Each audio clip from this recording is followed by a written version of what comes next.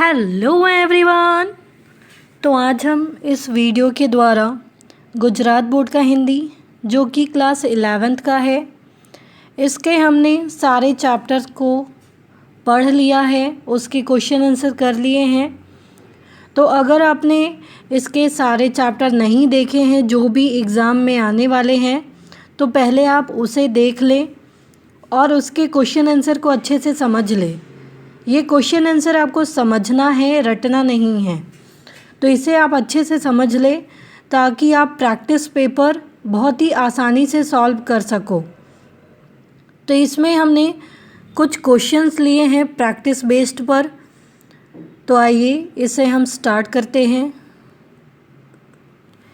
ये आपका 50 मार्क्स के अकॉर्डिंग है कुछ क्वेश्चन। सबसे पहले हम देखेंगे पद्य विभाग अर्थात पोयम, किस प्रकार से क्वेश्चन पूछे जाते हैं।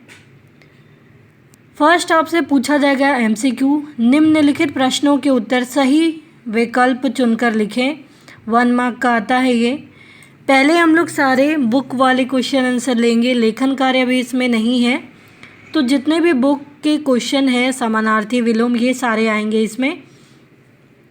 तुर्कों की क्या पहचान है, इस तरीके से आपका क्वेश्चन दिया जाएगा। 4 ऑप्शन दिए जाएंगे, ये आपको खुद से सॉल्व करना है और आंसर कमेंट बॉक्स में बताना है कि इसका आंसर क्या होगा। सेकंड आपसे पूछा जाएगा कि निम्नलिखित प्रश्नों के उत्तर एक एक वाक्य में दीजिए। जैसे सहस्त्र बाहु की भुजाओं को काटने वाले अस्त्र का क्या नाम था, ये आपका एक वाक्य में पूछा जाएगा। थर्ड क्वेश्चन है 2-3 वाक्य वाले क्वेश्चन आंसर, जो कि आपको 2 मार्क्स के पूछे जाएंगे। फॉर एग्जांपल आप देख सकते हैं, कुछ पुरानी चीज़ों के पक्ष में आधुनिकता की परिचय कौन सी चीज़ें हैं। फिर 4th नंबर में क्वेश्चन है निम्नलिखित प्रश्नों के उत्तर 5-6 वाक्यों में दीजिए। ये आपको 2 करना है, कोई भी, पर क्वेश्चन 4 मार्क्स का है। तो ये आपको ध्यान में रखना है कि किस प्रकार से क्वेश्चन पूछे जाते हैं और किस प्रकार से हमें आंसर देना है। तो ये आपको लिख कर प्रैक्टिस करना है।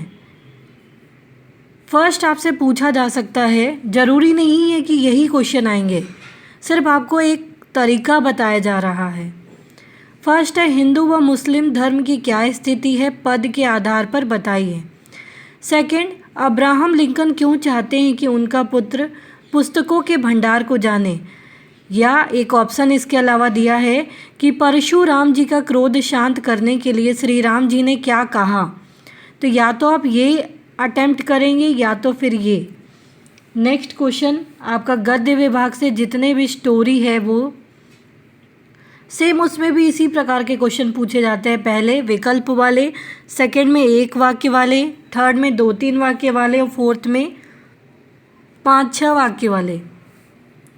जैसे पूछा जा सकता है कि अजंता की गुफा के समीप कौन सी नदी है, नर्मदा, बाधु, सरयू, विश्वामित्री। आपको ये कमेंट करके बताना है कि इसका आंसर क्या होगा। फिर निम्नलिखित प्रश्नों के उत्तर एक एक वाक्य में दीजिए। ये भी 1 मार्क का पूछा जाएगा। क्वेश्चन हो सकता है यशोधरा ने बुद्ध को भिक्षा में क्या दिया था। ये सारे आपको कमेंट करके बताने हैं कि इसका आंसर क्या होगा। 7th नंबर क्वेश्चन है निम्नलिखित प्रश्नों के उत्तर 2-3 वाक्य में दीजिए। मुनरी ने अपनी सहेली के कान में क्या कहा, उसका क्या असर हुआ। और चंद्रशेखर आज़ाद के विषय में निर्विवाद रूप से क्या कहा जा सकता है। 8 नंबर क्वेश्चन है निम्नलिखित प्रश्नों के उत्तर 5-6 वाक्य में दीजिए। चंद्रशेखर आज़ाद किन वस्त्रों में खिल उठते थे। नेक्स्ट क्वेश्चन है किस बात की कल्पना लेखक को भावमुग्ध कर देती है। या अजंता की गुफाओं में शिल्पों का वर्णन कीजिए। तो ये सारे क्वेश्चन आपको प्रैक्टिस करने हैं। आप चाहे तो कमेंट बॉक्स पे लिख के भी आप ये आंसर मुझे बता सकते हैं। नेक्स्ट है व्याकरण सेक्शन, जिसमें से 2 समानार्थी पूछे जा सकते हैं, जैसे अभिशाप और थोथा।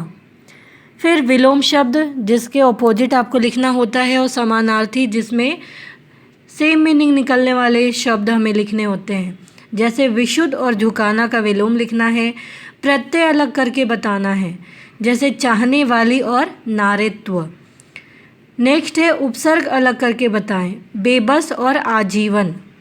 फिर नेक्स्ट मुहावरे, मुहावरे के अर्थ लिखे, जैसे दिल का मैल दूर होना या पानी फिरना, इसका अर्थ लिखना है।